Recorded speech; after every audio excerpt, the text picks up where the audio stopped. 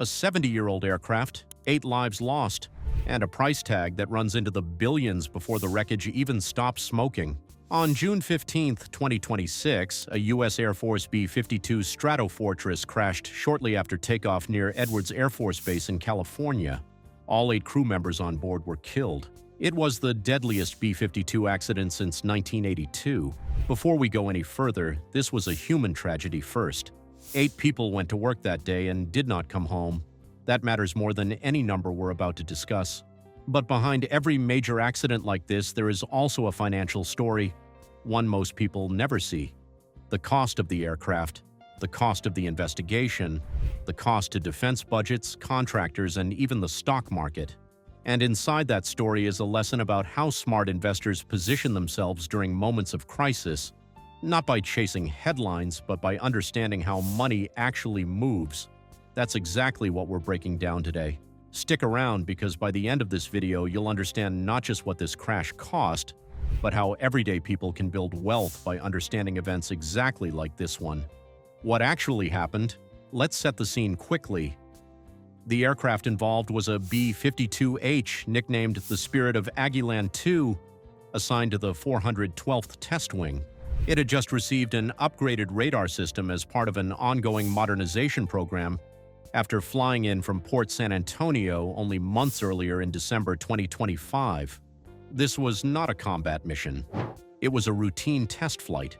The crew on board was a mix of active-duty military, government civilians, and contractors, people testing new technology meant to keep this aircraft flying for decades to come.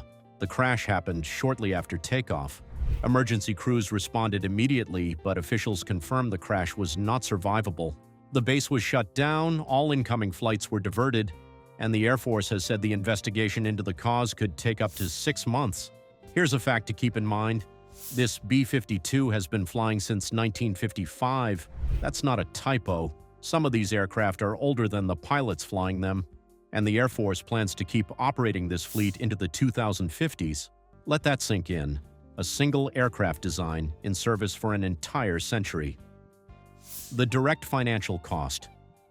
Now let's talk numbers because this is where it gets interesting from an economic standpoint. A single B-52H carries an estimated unit cost of around $84 million US, but that figure barely scratches the surface because this particular aircraft wasn't just any B-52, it had just gone through an expensive radar modernization upgrade. So the real loss isn't just the airframe, it's the airframe, plus the specialized upgrade work, plus the years of testing data that vanished with it. Then there's the investigation itself. Military crash investigations are not cheap. They involve forensic teams, engineers, flight data analysis, and months of personnel hours. Air Force officials have already said this process could take around 6 months to complete.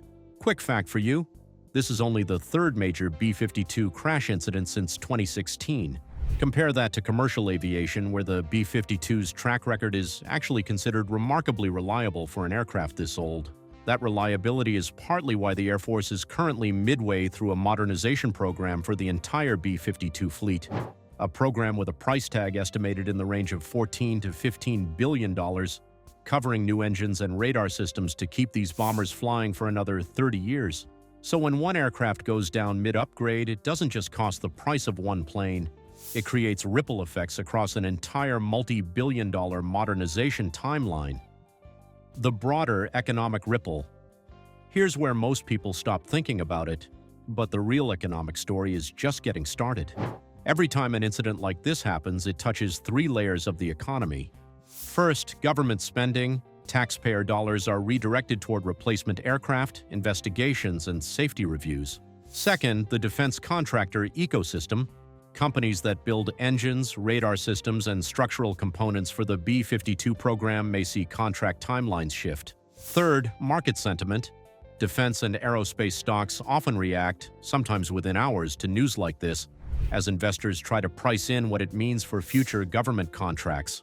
Quick fact, the U.S. defense budget allocates billions of dollars every single year just to sustainment, meaning the cost of keeping old aircraft flying safely is often larger than the cost of building them in the first place.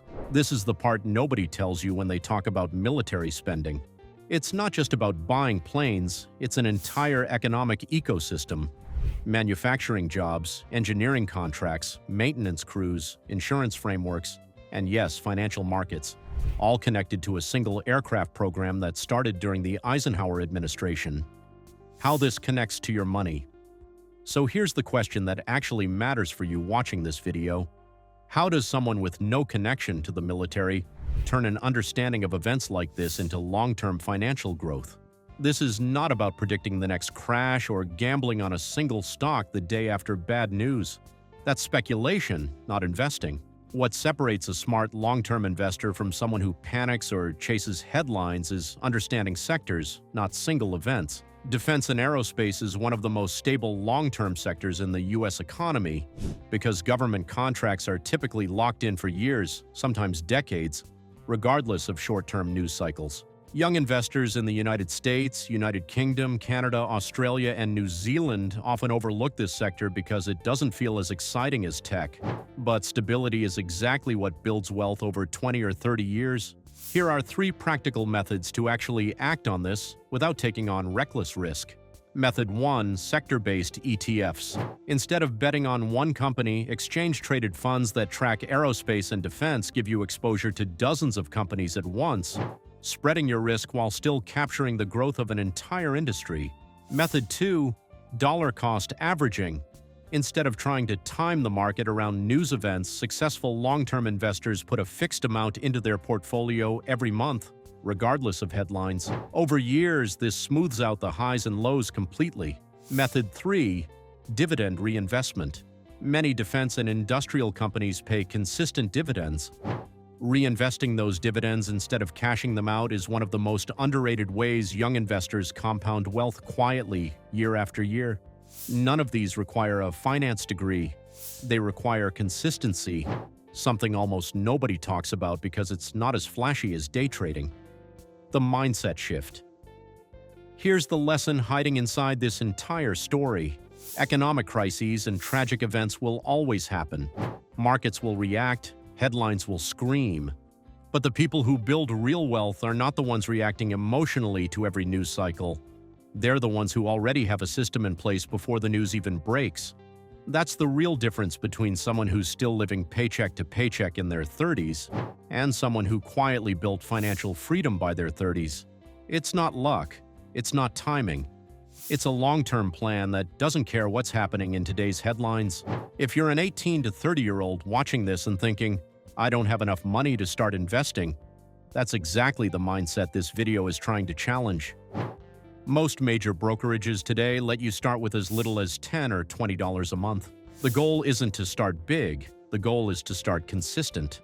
So to wrap this up, a single B-52 crash carries a direct cost in the tens of millions of dollars, sits inside a multi-billion-dollar modernization program, and sends ripple effects through government spending, defense contractors, and financial markets, all while reminding us that 8 families are grieving a loss no number can measure. Understanding stories like this isn't about profiting off tragedy. It's about understanding how the world's economy actually moves, so that you're not caught off guard, and so that you're building wealth with knowledge instead of guesswork. If this kind of economic breakdown helped you see the bigger picture, hit subscribe and turn on notifications, because every week we break down exactly how global events like this connect to your money, your investments, and your financial future. I'll see you in the next one.